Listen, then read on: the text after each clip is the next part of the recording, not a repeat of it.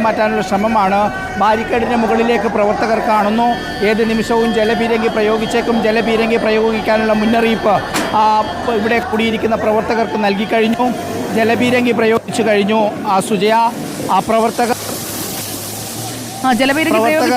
Barricade തള്ളി മാറ്റാൻ ശ്രമിക്കുന്നതിനിടയിൽ തന്നെ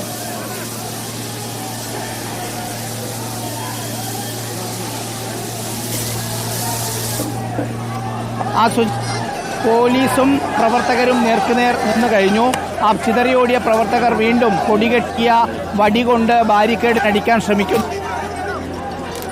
നേർക്കുനേർ നിൽക്കുന്നു. ഒരു ഭാഗത്ത് നിന്ന് ബാരിക്കേഡ് തള്ളിമാറ്റാൻ ശ്രമിക്കുമ്പോൾ മറുഭാഗത്ത് നിന്ന് പോലീസ് സന്നാഹം ഈ ബാരിക്കേഡ് മറിച്ചിടാനുള്ള നീക്കവും നടത്തുന്നത് നമുക്ക് കാണാം. ശക്തമായ പ്രതിഷേധത്തിലേക്ക് BJPയുടെ മാർച്ച് മാറുന്നു എന്നുള്ളതാണ്.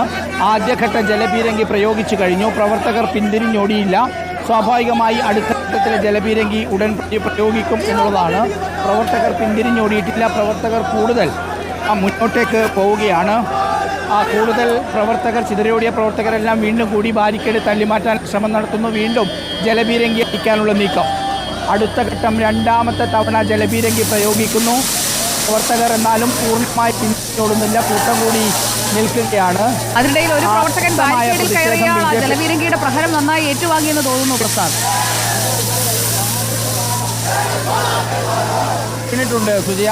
ശക്തമായ വെള്ളമാണ് വരുന്നത്. അതിൽ കൃത്യമായി കഴിഞ്ഞാൽ ഉറപ്പായും പ്രവർത്തകർ തെറിച്ചു പോകുന്ന ഒരു സ്ഥിതി ഉണ്ടാവും. വലിയ അപകടം തന്നെയാണ്. എന്തായാലും പ്രവർത്തകർ ഒന്നിച്ച് നിന്ന് കൂട്ടായി നിന്നുകൊണ്ടൊക്കെ ഇതിനെ നേരിടുകയാണ്. ഇനിയിപ്പോൾ ജലപീരങ്കി അടിച്ചു കഴിഞ്ഞാൽ വീണ്ടും പ്രവർത്തകർ അങ്ങോട്ടേക്ക് വീണ്ടും തിരിച്ചു വരും. നമുക്ക് ദൃശ്യങ്ങളിൽ കാണാം. ചിതറി ഓടിയ പ്രവർത്തകർ വീണ്ടും ബാരിക്കേഡിനടുത്തേക്ക് നീങ്ങുന്നു. ബാരിക്കേഡ് എടുത്തു മാറ്റാനുള്ള ശ്രമം. ഒരു ഭാഗത്ത് മാത്രമാണ് ഇപ്പോൾ ബാരിക്കേഡ് തള്ളിമാറ്റാൻ ശ്രമിച്ചതെങ്കിൽ മറുഭാഗത്തേക്ക് കൂടി പ്രവർത്തകർ നീങ്ങുന്നത് നമുക്ക് കാണാം. ഈ ബാരിക്കേഡ് വെച്ചതിൻ്റെ തൊട്ടപ്പുറമാണ്. ഒരു 50 മീറ്റർ മാത്രമാണ് വീണ ജോർജിൻ്റെ ഔദ്യോഗിക വസതിയിലേക്കുള്ളത്. ഇത് തൈക്കാടാണ് സ്ഥലം. തൈക്കാട് ഗസ്റ്റ് ഹൗസിൻ്റെ തൊട്ടടുത്താണ് ഇപ്പോൾ ഈ സമരം നടക്കുന്നത്.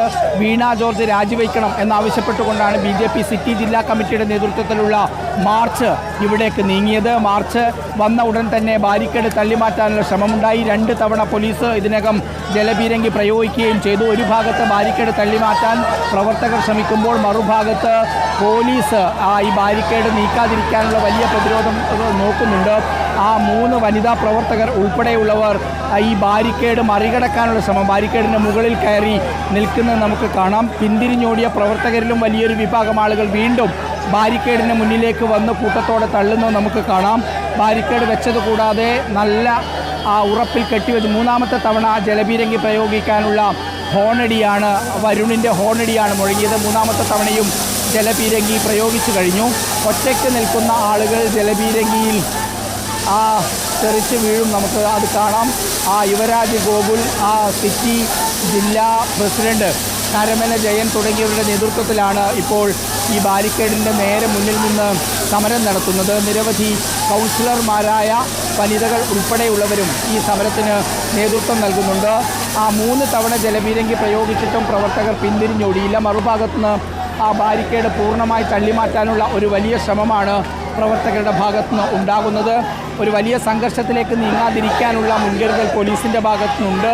പക്ഷേ ഈ ബാരിക്കേഡ് തള്ളിമാറ്റും എന്ന രീതിയിൽ തന്നെയാണ് പ്രവർത്തകർ മുന്നോട്ട് പോകുന്നത്. ഇവരെ മാറ്റുന്നതിന് വേണ്ടി 3 തവണ ഇതിനകം തന്നെ പോലീസ് ജലപീരങ്കി പ്രയോഗിച്ചു. എല്ലാ ഭാഗത്തു നിന്നും ഒരുപോലെ ബാരിക്കേഡ് തള്ളിമാറ്റാനുള്ള ഒരു ശ്രമം നടത്തുന്നു.